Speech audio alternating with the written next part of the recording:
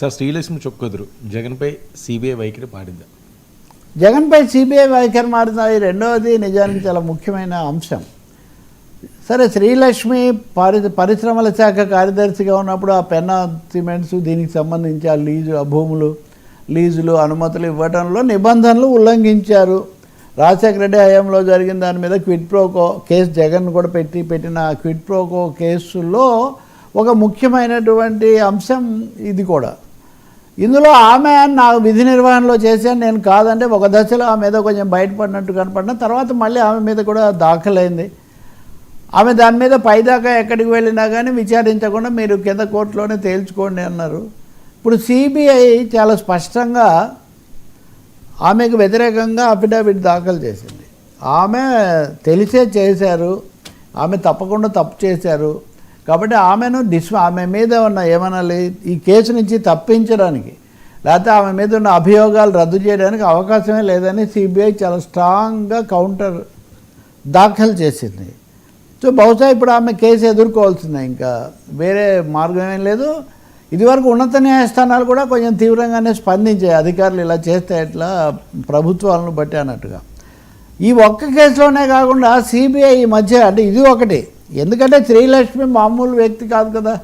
జగన్మోహన్ రెడ్డి ముఖ్యమంత్రి అయ్యాక ఆమెను అదే పనిగా తెలంగాణ నుంచి పిలిపించుకొని చాలా ముఖ్యమైన పదవి ఇచ్చి ఈ నేపథ్యం అంతా ఉన్నప్పటికీ కూడా చాలా కీలకమైన బాధ్యతలు అప్పగించారు ఆయన మళ్ళీ ఆమెకు కొన్ని కొత్త ఆరోపణలు కూడా మీద వచ్చాయి, కొత్త పొజిషనింగ్లో కూడా. అంటే ఇంత జరిగినా కానీ అంత స్ట్రాంగ్గా ఆమె అధికారం చలాయించగలిగారంటే అండదండలు చాలా బలంగా ఉన్నాయి అనేది చాలా స్పష్టం. ఇప్పుడు ఆమె మీద సిబిఐ ఇంత భారీ ఎత్తున మళ్ళీ రెండోసారి మూడోసారి కూడా వాళ్ళు కౌంటర్ ఇచ్చారు. దీంతోపాటు మీరు గమనిస్తే కోర్టులో నిలబడలేదు కానీ జగన్ విదేశాలకు వెళ్ళటం మీద కూడా సిబిఐ నెగిటివ్గానే వేసింది. అలాగే జగన్, భారతిరెడ్డి, అలాగే విజయమ్మ వీళ్ళ మధ్య నడుస్తున్నటువంటి సరస్వతి పవర్ ఆ షేర్ల ట్రాన్స్ఫర్ విషయంలో కూడా మొదట కొంత ప్రతికూలంగా వచ్చింది. ఇప్పుడు కూడా స్టే మాత్రమే ఉంది. ఇప్పుడు కూడా వాళ్ళకేం అక్కడ పూర్తి ఉపశమనం అక్కడ వచ్చినటువంటి పరిస్థితి లేదు.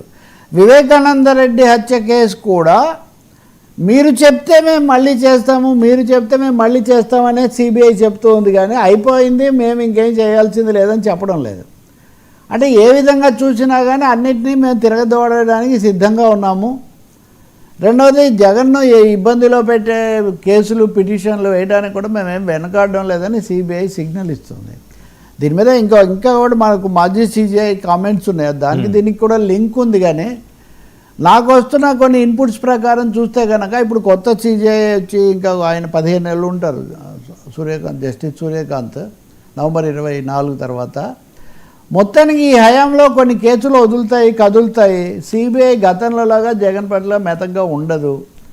రకరకాల కేసులతో కొంత ఇబ్బంది పెట్టడానికే కేంద్రం, ఇబ్బంది అని కాదు తీవ్రంగా వాటిని ముందుకు తీసుకోవడానికే కేంద్రం కూడా సిబిఐకి గ్రీన్ సిగ్నల్ ఇచ్చింది అనే మాట అయితే ఒకటి చెప్తున్నారు.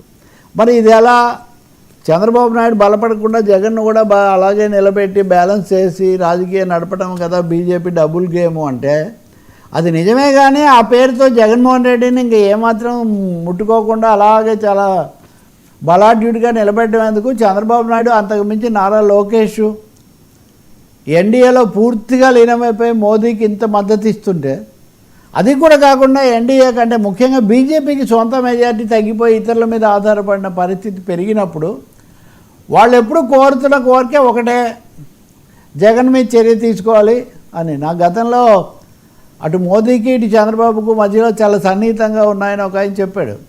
చంద్రబాబు ఢిల్లీ వెళ్ళి కలిసి మాట్లాడినప్పుడంతా మోదీ మాటికి జగన్ అరెస్ట్ అనేది ఒక పర్మనెంట్ డిమాండ్ అయిపోతే ఎట్లాగా బయట ఒక పెద్ద సమస్యగా ఉంది అని కొన్నిసార్లు అవాయిడ్ కూడా చేసే ప్రయత్నం.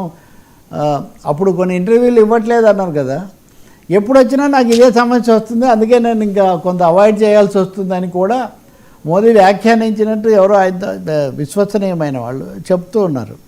కానీ ఇప్పుడు ఆ వైఖరి కొంత మారుతుంది అని చెప్తూ ఉన్నారు. జగన్ మీద కేసుల్లో కదలిక వస్తుంది తప్పకుండా. ఆయన బయటికి వెళ్ళటం అంత తీవ్రమైన విషయం అని సిబిఐ కౌంటర్ దాఖలు చేసింది అంటే ఆయన తప్పకుండా హాజరు కావాలి, దీంట్లో ఎదుర్కోవాలనే వాళ్ళు భావిస్తున్నారని. ఈ వార్త బహుశా తెలుగుదేశానికి బాగా సంతోషం కలిగించే ఒక ఇన్పుట్ ఇది. ఈ విషయాలు ఎక్కువగా లోకేష్కి తెలిసి ఉండాలి. ఈ మధ్య ఆయనే కేంద్రంతో టచ్లో ఉంటున్నారు కాబట్టి.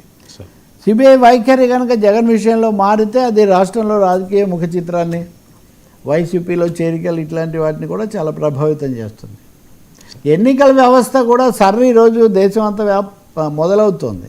ఈవీఎంలు ఆ కేసులు అలాగే ఉన్నాయి.